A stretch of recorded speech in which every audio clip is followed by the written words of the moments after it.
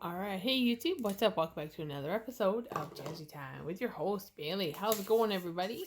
In this video, I'm going to remove this hand with you guys. As you can see, compared to these ones, the C-curve underneath is not as tight. They've gone flat, and I have gotten a lot of, we'll call it stress, and I literally bite underneath. So I want to make them more flush like these ones and give myself just a new set because of the design I want to go for. So we're just going to go ahead and remove these. I want to show you guys how I remove it. I will do like one nail with you guys, and then I'll kind of speed through the rest and show you guys. So I'm basically removing and prepping these for a new set, and then the new set part will be another video. So can I have one of those? So I'm going to sanitize my hands because my hands are already washed. I just sanitized my hands with a pocket pack from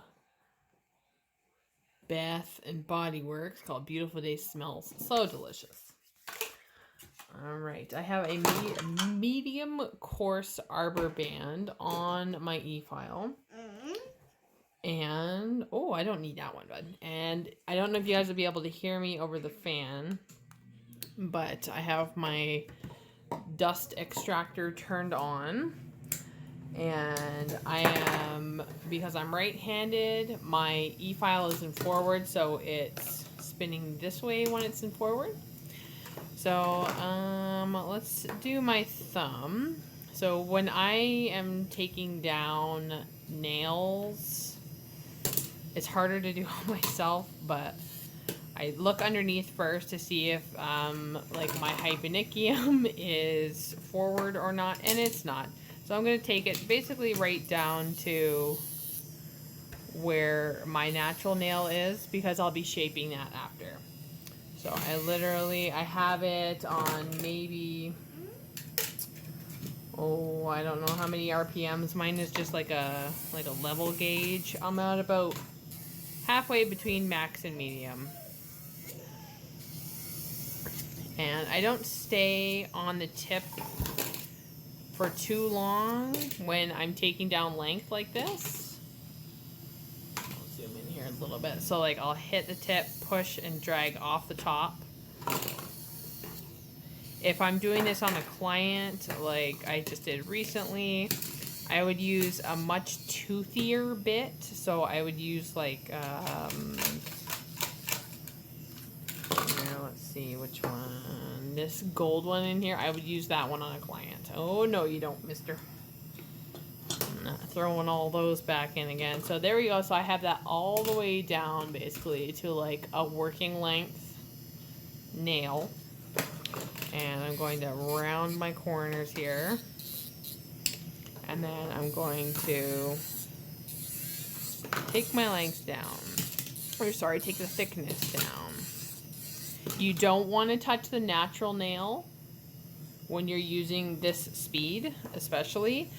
Everybody takes down gel differently. This is how I do it. This is how I've been taught. So, yeah.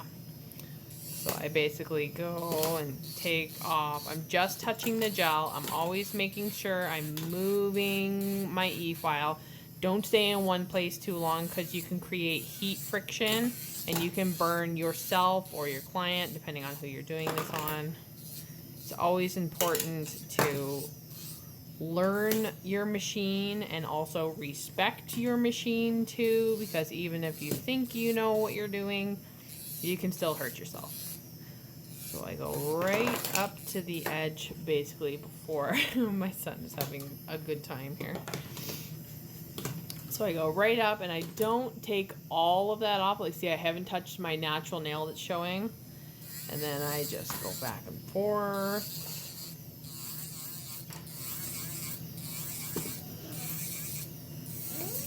And this is hard gel. Hard gel cannot be soaked off. If it's something like polygel can be soaked off, but this is a hard gel. So, yeah. So I have, are you having fun? So I've just wiped away my dust and I'm looking for, I definitely have some lifting here. You guys can see this white pocket right here, this white pocket right here. So that's lifting because of me obviously biting my nails. Now, when I go and do full sets, I don't take off all of the gel. I like to leave a thin layer because the more new sets you do, the more you can damage the natural nail if you take off too much. So it's starting to get super thin. You want to get it as thin as you possibly can without taking it all off. Ooh, see? I just totally flipped on that. That's why you got to be careful with your machine. So like I said, always keeping it moving. I'll wipe away that dust again. I have an old color in there.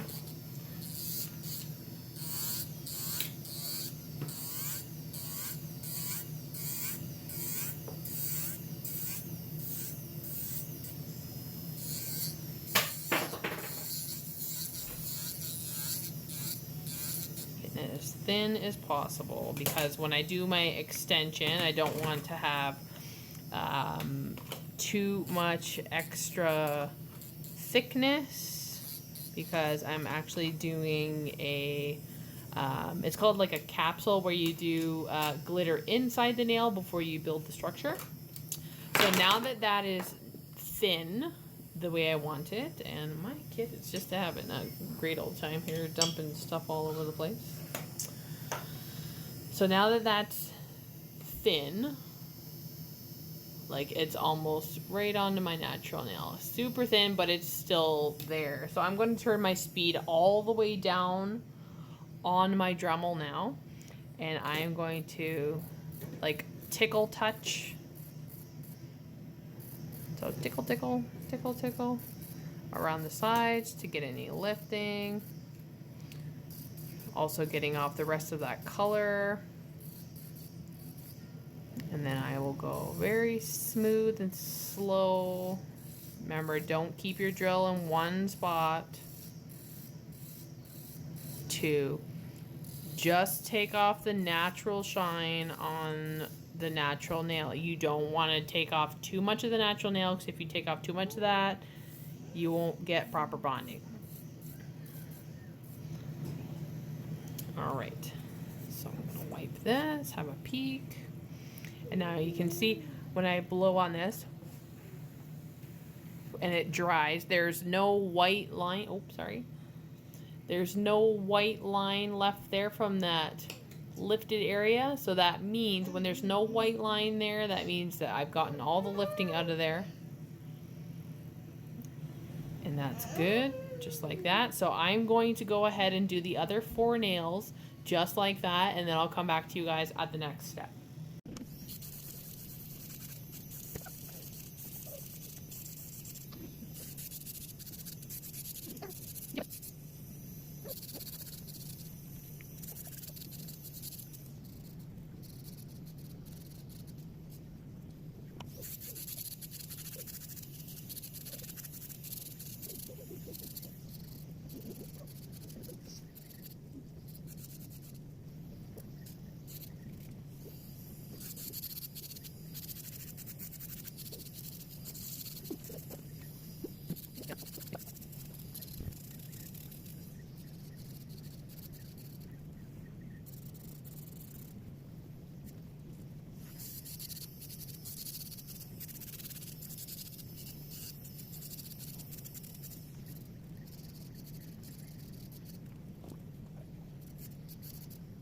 Okay, so this is the point where I am at.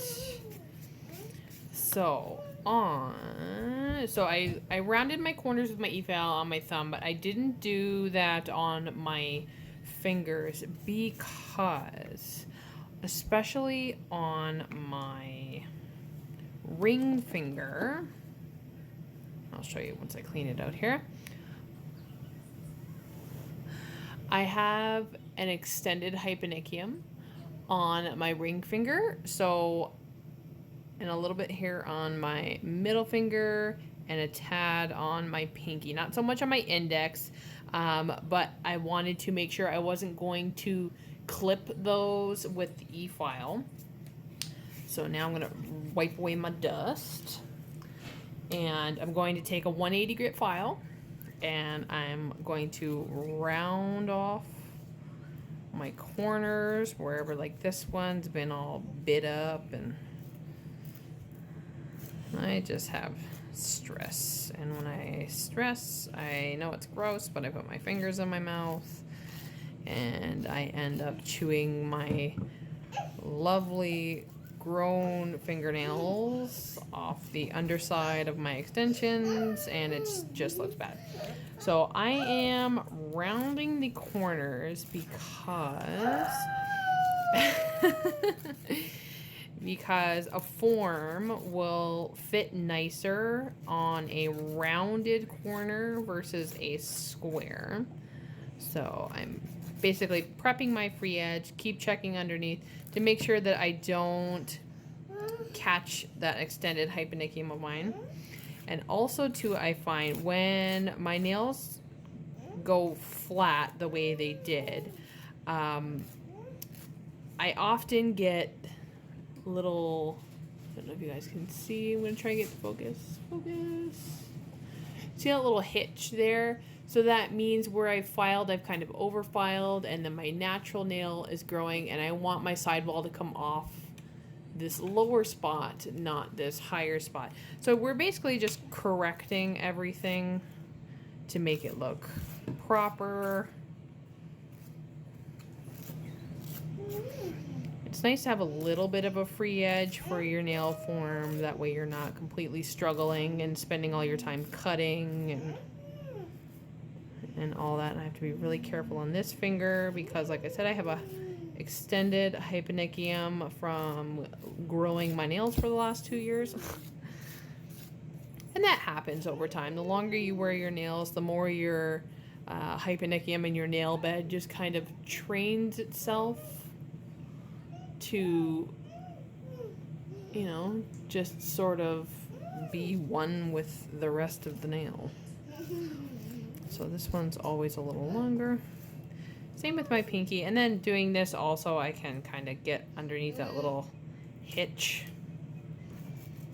and get all that bad stuff out of there, and I can get that form right up tight in there and snug. And you guys will see me do this a lot. I often get cramps when I'm doing these 3 fingers. I don't know why. And then like when I'm filing and stuff, I cross my fingers over weird for support. As you guys probably saw when I was taking it down.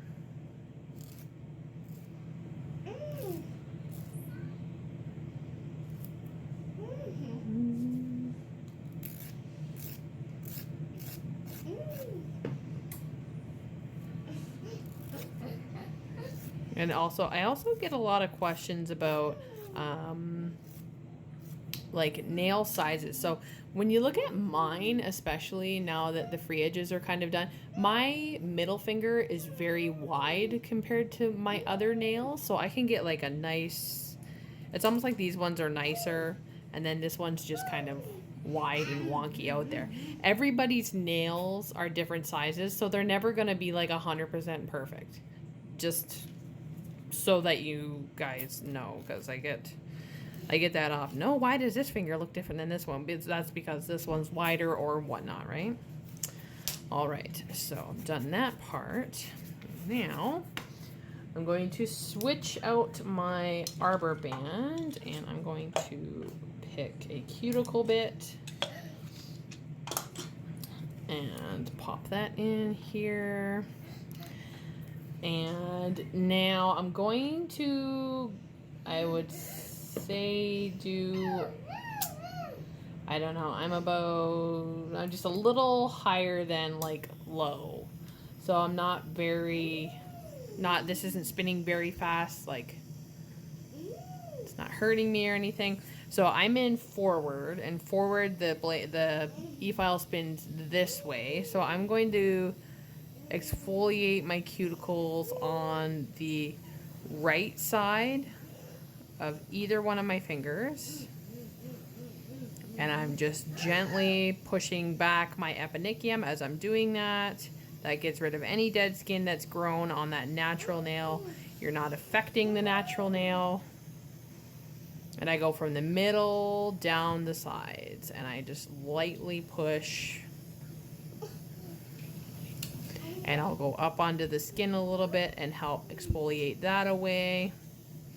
And that is how I remove cuticle and excess or overgrown eponychium, because eponychium can get fairly thick, especially on people that don't do their nails very often, or people that work with their hands like all the time, like nail biters. I find young teenagers, a lot of men have a very thick eponychium, and with manicures and the proper tools, you can kind of train that to stay back. Like because I've been doing my nails professionally for 2 years now, I've kind of trained my skin and that to stay back, and you know, my eponychium isn't that thick. So now I'm going to switch to my reverse, where now it's spinning away this way, because you don't want to go forwards on this side, because you're going to push everything back onto the nail plate. You want to push everything away from the nail plate. Prepping your nails properly leads to no lifting, and it also leads to the proper longevity and long lasting of a set of nails.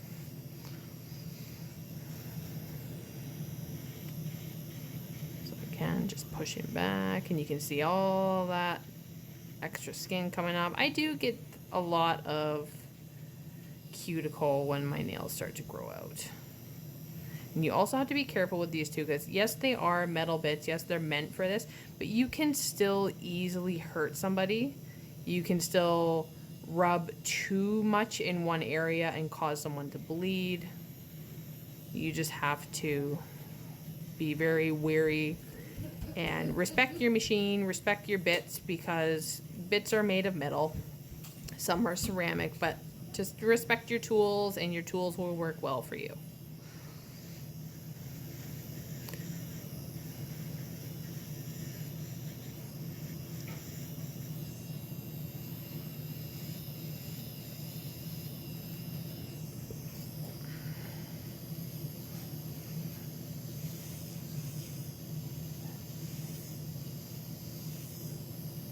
I always get a ton of cuticle, like extra on my thumbs. I don't know why. All right, so, oh no, I don't want to do that. Ooh, there we go. Okay, shut my machine off. I'm going to dust. And now I'm going to go and wash my hands, and I will be right back. Okay, so my hands all nice and washed. All the dust is gone. You guys can see everything's all nice and clean and tidy. My natural nail poking out underneath. Now, when at this point, yes, my nail beds will dry, but at this point, I do like to take acetone instead of, or you can use cleanser or whatnot. I prefer acetone, but I find that if it'll come out of the bottle, I find acetone also helps dehydrate the natural nail. And if your client happens, like I just wash my hands, so if my soap has any lanolin or any oils in it, it's going to take all of that off the nail plate. Whereas I find sometimes if I do that, like if I wipe at this point with alcohol, it doesn't always take all of that off. So using acetone helps me with seeing, like now I'm going to inspect and see, like I still have a little bit of lifting here that needs to be removed. I have a little here that needs to come off. Like it just helps get everything off that needs to come off. I'm just gonna take my 180 grit file and go on here and just get rid of that little bit of lifting. Very gentle with my hand.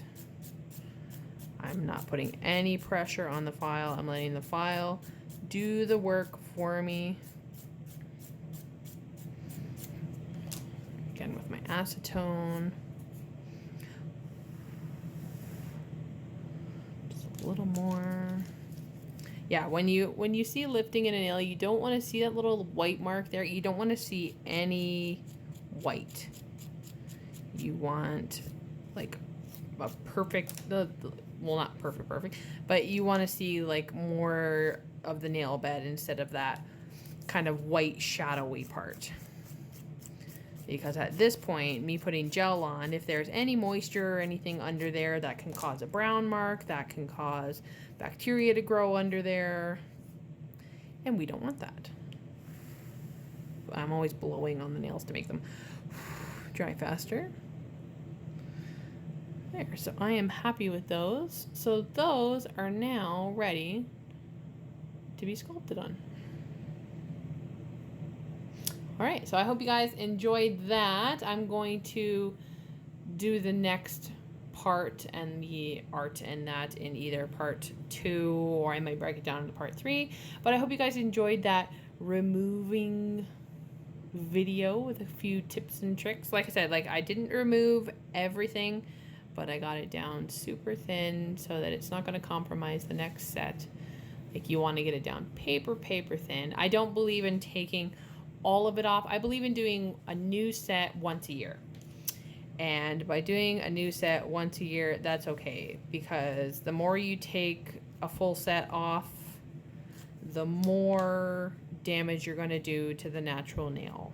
And that's something that you want to avoid. Anywho's, I'm sorry, I get in the zone and then I just start picking and prawing. All right, so click, comment, like, subscribe, like up this video, guys. When you like up this video, it helps other people see and it helps me grow. And ooh, I missed a little right there. Subscribe, make sure you guys have that bell notification on. I post every few days. I don't know what the content's going to be, but it's content. You can follow me on Instagram at bc_jazzy_time. So anywho's, I hope you guys all stay tuned, and I will see you in part 2.